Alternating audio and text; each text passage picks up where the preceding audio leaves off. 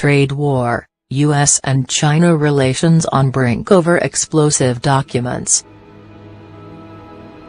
This comes as President Trump considers imposing broad restrictions on steel and aluminium imports over an investigation into Beijing's alleged theft of intellectual property. The findings of a U.S. Commerce Department probe into the intellectual property theft and cyber espionage will be revealed on Thursday. Mr. Trump's opportunity to impose new tariffs or trade quotas follows a U.S. Commerce Department Section 232 investigation that looked into whether foreign steel imports are a threat to U.S. national security. Next week, the results of a separate investigation of rising aluminium imports will go to the White House. China's excess production capacity for both steel and aluminium has emerged as a major trade irritant for the United States and Europe, prompting them to consider new steps to protect domestic industries and jobs from a flood of Chinese imports.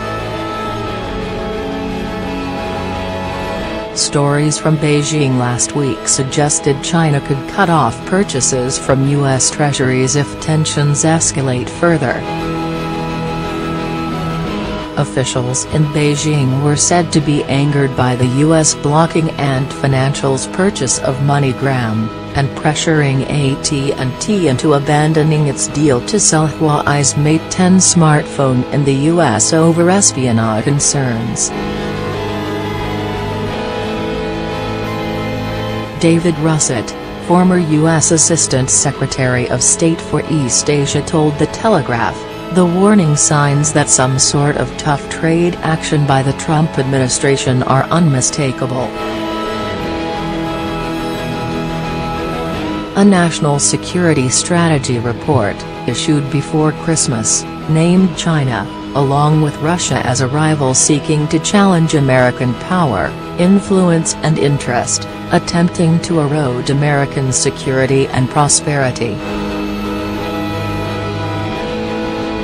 Beijing was angered by the report, and the Foreign Ministry said, "We urge the U.S. side to stop deliberately distorting China's strategic intentions and abandon such outdated concepts as the Cold War mentality and the zero-sum game, otherwise it'll only end up harming itself as well as others."